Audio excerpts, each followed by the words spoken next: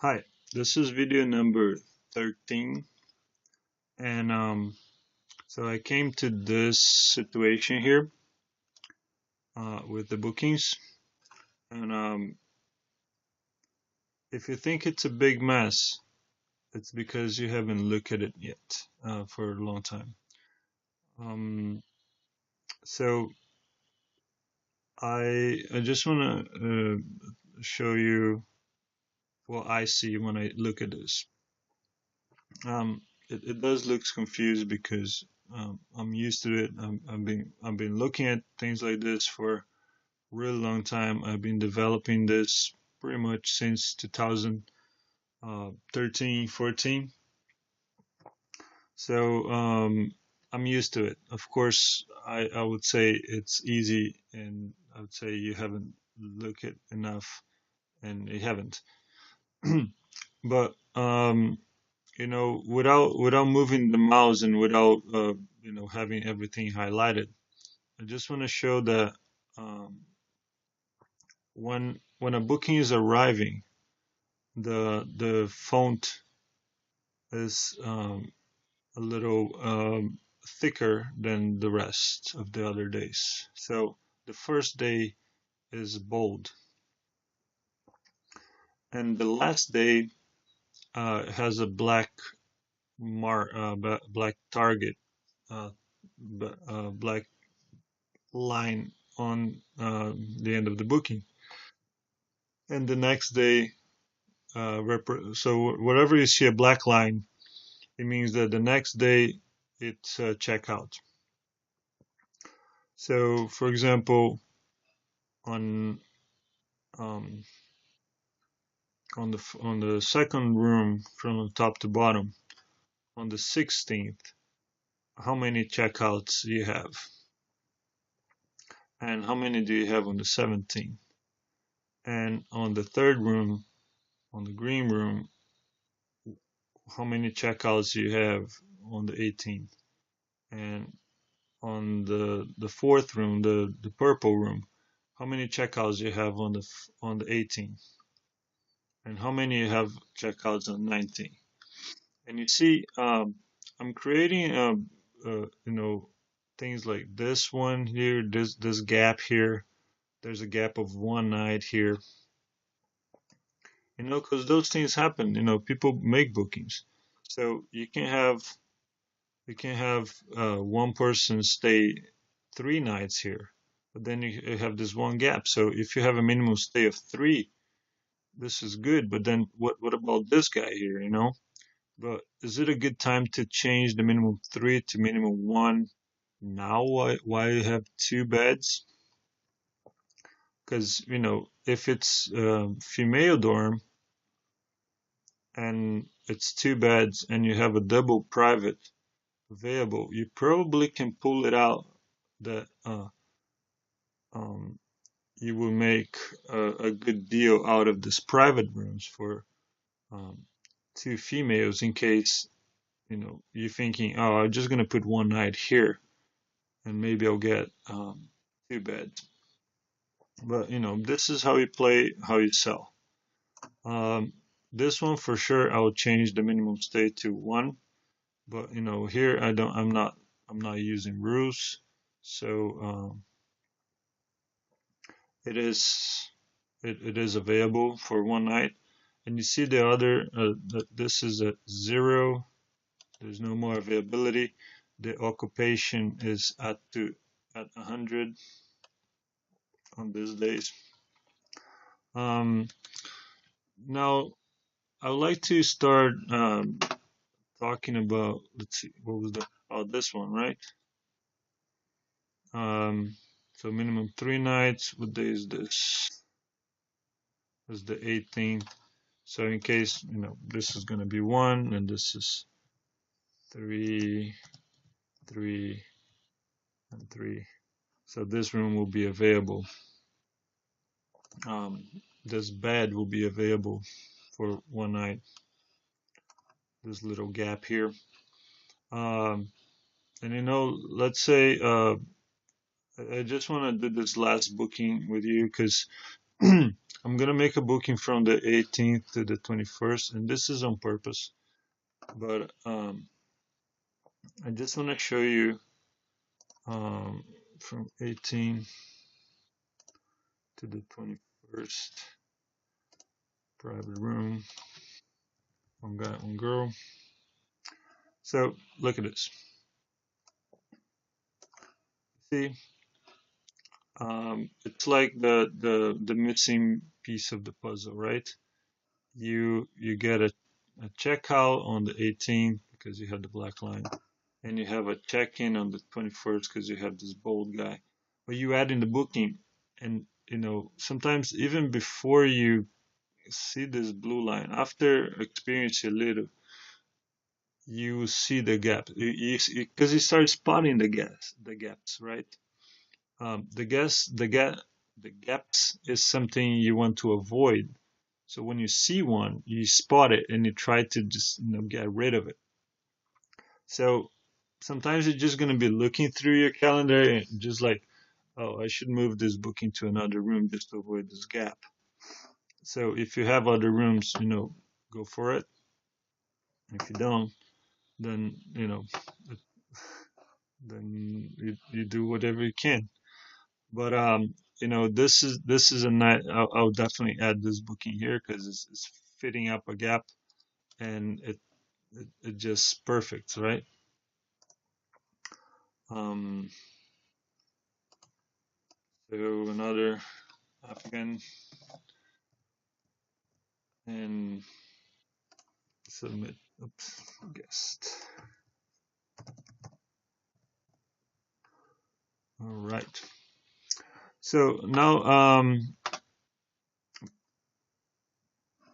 I'll talk about cashier in a minute. I just remember one little thing.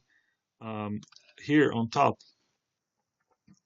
you see Thursday, February 15, 21 of 24. What does this mean? This means that you have 21 beds occupied out of your 24 beds because everything is out of 24, right? So if you count 4 plus 6 plus 2 plus 6 plus 6, you got 24. So this is your 100. This is your 100. So um, when you come here and you say this is 100% occupied, this is 67% occupied, this is 84, and you add it up, um, I have one little tool that it can be very nice to have, which is the discount markup. I skipped it when I was speaking about the bed price, and I skipped it on purpose because this is a little more complex than adding minimum stay and adding maximum stay. Those beds online. By the way, I add beds online. I created this, and this is for all rooms, and I put minimum three beds available. No, not minimum. I put 3 beds available, and this 3 beds available. For example, this room that only has 2 beds, it goes to maximum. It doesn't go to 3, it goes to 2. Okay, so this is something you can do. You don't need to set up availability of beds available for each room individually. If you have a consensus of, at least this is what I was doing in my hostel. So now discount markup. How does it work? So it works on top of your base price. Okay. So whatever you have, base price. I'm gonna take off everything else. I'm just gonna keep the base price. So base price 35, right? And online price 35. So I'm gonna add a discount markup rule, and just this doesn't matter. It's just a name. So does it apply to all rooms, or you can specify what room do you want it to apply. The change, so let me explain this. It's rules that you create to increase or offer discount according to your occupancy. So remember I was showing the percentage. So this is the percentage of occupation. Let me put occupation here as well.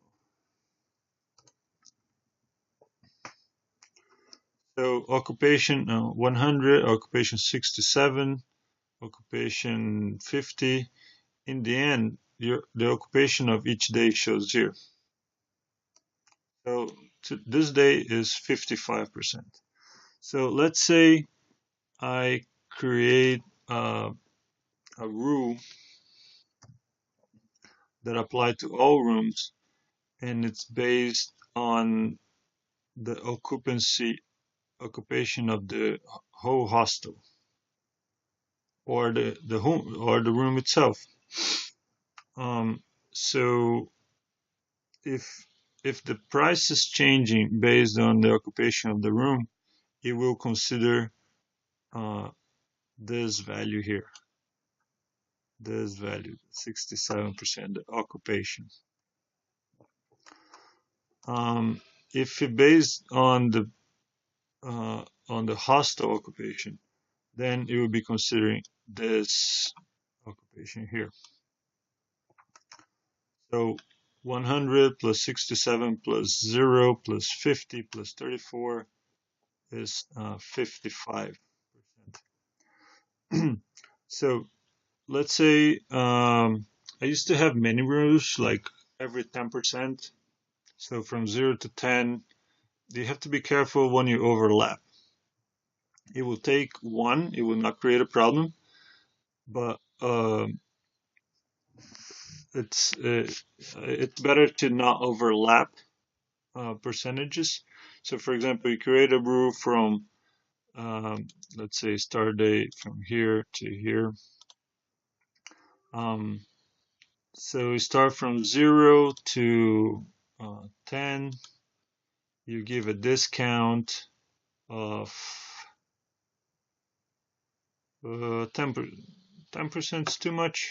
No, I think it's okay. So you see there's discount and markup for each percentage. So what I'm saying here is based on the hostel occupation from the 11th of February to the 11th of March. If the percentage of the occupation of the hostel is from 0 to 10, I'm giving 10% discount based on the base price of each room. So this room is nothing's going to change because it's at 100% of occupation, but this one here, the price will not be affected also because this is a 67. So for example, this price will be wait, no, it's taking the percentage of the room, the whole hostel. So if I'm taking the percentage of the room and I'm saying all rooms, so this price here would have a discount of 5 euros, if I'm correct. There we go. This didn't change, and this didn't change. Well, this was 0. Let's say 50. And this didn't change. Now I'm gonna make a rule that will consider this day, this period here, from 30 to 40%. So I create another rule. Remember, if you want to do every 10%, do from 0 to 10, then 11 to 20, 21 to 30, and so on. But if you can have one price rule for every percentage, so from 0 to 1, from 2 to 3, 0 to 1, 1 to 2, 2 to 3. It's possible, but it will be, I don't know, I think 10 rules, it's a lot. But I'm gonna create this rule from 30 to 40 according to the room occupation, from 11 to 11, from 30 to 40.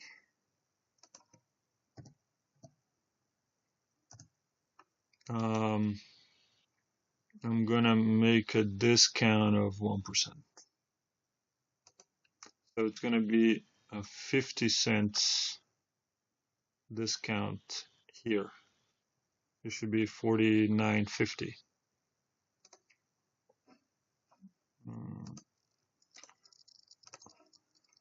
Forgot to give the name.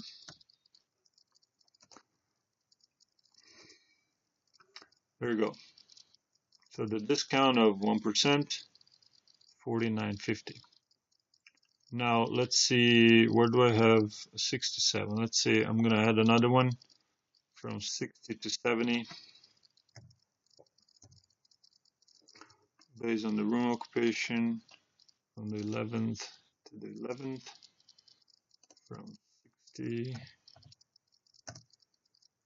to 70. I'm gonna make a markup now of 5%. It's getting busy, right? So if it's getting busy, price goes up. So here goes, 67%, the price increases 5%, which is this. And it went from 28 to 29.40. So now this is good when for your very far future. Because let's see, yeah, 60 days. Let's say you are not aware of, you forgot about Easter. Let's say you forgot about Easter.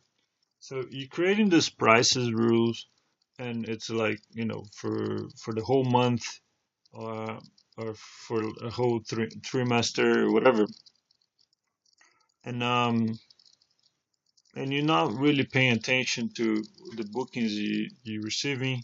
You're away a little. You have some personal issues, whatever, and the price and the hostel's getting busy, and uh, it's getting busy because it's holiday, or maybe there's a concert in the city. Let's say uh, Madonna is gonna come over, and you know you just getting bookings like 6 months ahead from people from Slovakia or whatever, who's Afghanistan. Um, sorry, so who's coming over just to see Madonna, and your hostel is filling up, and you're like, yeah, you're not paying attention because you're paying attention to what's going on now, like the next, 1-2 week from now. So then, when you realize your hostel is like already almost full, and you could have taken a little advantage of that, and charge a little more, because every other hostel in the city, it's twice of your price. So when you create those rules, you create this peace of mind that you know you give discount when you don't have anybody, and you increase a bit the price as soon as you start having someone. So for the private rooms, I would not recommend uh, the base on room occupation. Actually, I wouldn't recommend any of this to be based on room occupation, because you can be really full, but your private room is still giving 10% discount. So you know, uh, I would rather just do it on based on hostel occupation for most of the rooms. Would I think for all rooms would be just best to do it based on the whole entire occupation in the hostel. Now, like I said, you can choose which room you want it to be this change to apply. So if you choose double private and then you select room occupation, then it will be just for the double private, which will be bad. But then if you use the six bed mixed dorm and you put the change to be applied on the room occupation,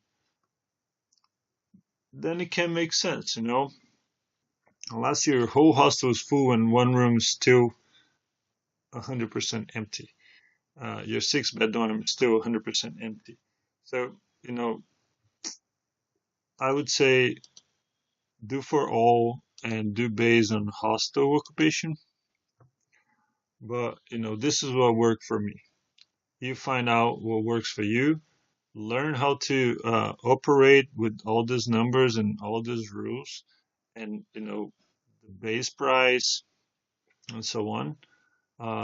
Use these tools of minimum stay, occupation, maximum stay, beds available, all this. Um, it seems a lot of information at the same place, but once you start getting used to it, because you're going to be looking at it pretty much every day, you start understanding easily how things work. And oh, there's an ad video here as well. I think there's an ad video. Oh yeah, I know this. There's an ad video. Um, so I think I'm just gonna add little videos on each of them just to explain how things are and make smaller videos. And I have this large videos and I haven't even started with the cashier yet. So um, this is gonna be the really last video before I go to cashier. And I'm gonna do a full video about cashier because it's important. It's related to add payments. You need to have a cashier to add payments. So I'm gonna finish this now, and I hope I was clear. I hope I didn't said bad things. And if you have something that uh, contribute to, uh, let me know, and I'll be happy to change things. I'll be happy to add things. I'll be happy to delete things. Maybe not, but yeah, um, if necessary, for sure. So that's it. This is the another video, and I'll start another one. All right.